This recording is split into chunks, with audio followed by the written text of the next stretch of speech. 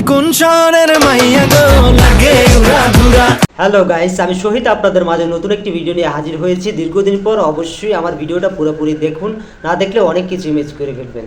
চিত্রনায়ক শাকিব খানকে নিয়ে আজকে একটু আলোচনা করব। যেহেতু চলচ্চিত্র বিষয়ে আমি ভিডিও বানাই, তো তার আগে বলে নিচ্ছি বন্ধুগণ, যারা আমার এই চ্যানেলটি সাবস্ক্রাইব করে নেয় এখনও, আমার চ্যানেলটি সাবস্ক্রাইব করে পাশে থাকা বেল আইকন বাটনে ক্লিক করে অল দিয়ে দেন। সবার আগে আমার ভিডিওগুলো আপনারা পেয়ে যাবেন বন্ধুগণ।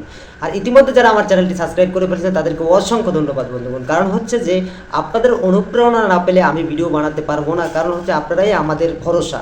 আমরা যারা কন্টেন্ট ক্রিয়েটর আছে আপনাদের আশায় থাকি। যাই হোক, কথা না বাড়িয়ে কাজে চলে যায়। শাকিব খানের তুফান সিনেমা নিয়ে কথা বলবো আজকে। শাকিব খানের তুফান সিনেমাটা এমন একটা সিনেমা যেটা এপার বাংলা থেকে ওপার বাংলায় একটি তোলপাড় সৃষ্টি করেছে। সেটা হচ্ছে যে শাকিব খানের এই সিনেমাটা নিয়ে অনেকেরই মাথা ঘামাঘামি হয়ে গেছে ইতিমধ্যে প্রযোজক এবং পরিচালক ইকবাল বলে দিয়েছেন যে এবারের ঈদ থেকে নাকি লটারির মাধ্যমে সেন্সার থেকে ছবি সেন্সার হবে, ছাড়পত্র পাবে। যেটা হচ্ছে আপনাদেরকে যদি বুঝিয়ে বলি আমি, যেমন 15টা সিনেমা রিলিজ পাবে, মানে 15টা সিনেমা সেন্সারে জমা দেবে, সেখান থেকে 4টা সিনেমা বেছে নেওয়া হবে সেন্সারের জন্য, মানে সেন্সার পাবে 4টা সিনেমা হলে মুক্তি দেওয়া হবে।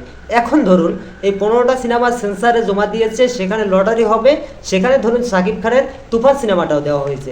এখন ধরে নেন যদি শাকিব খানের তুফান সিনেমা এই 15টা সিনেমার ভিতরে 4টা লটারির মাধ্যমে উঠবে, এই লটারিতে যদি শাকিব খানের সিনেমাটা না ওঠে, তখন সাকিবিয়ানরা কি বলবেন? সাকিবিয়ানরা কি মেনে নেবেন? প্রশ্নই আসে না। কেন মেনে নেবেন?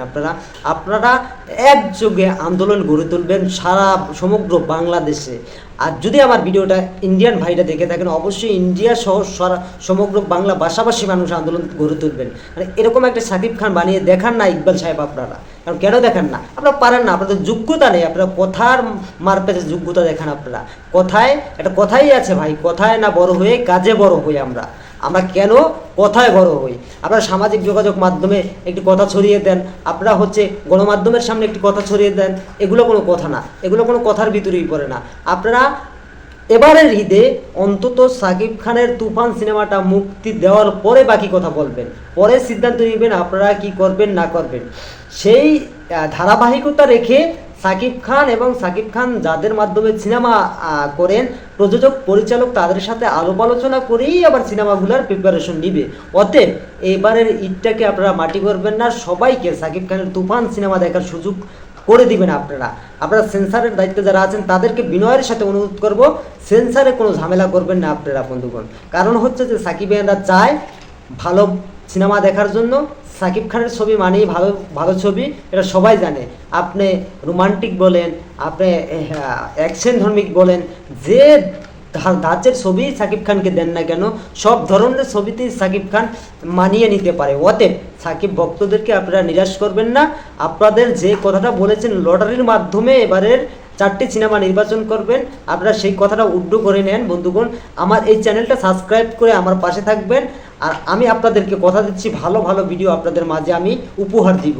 যদি এই ভিডিওটা আমি সাড়া পাই, তাহলে অবশ্যই নেক্সট ভিডিওতে আপনাদেরকে ভালো কিছু কথা উপহার দিব বন্ধুগণ। সবাই ভালো থাকবেন, সুস্থ থাকবেন। আল্লাহ হাফেজ। আমার জন্য দোয়া করবেন। আমার চ্যানেলটা সাবস্ক্রাইব করে পাশে থাকা বেল আইকন বাটনে ক্লিক করে অল দিয়ে দিন।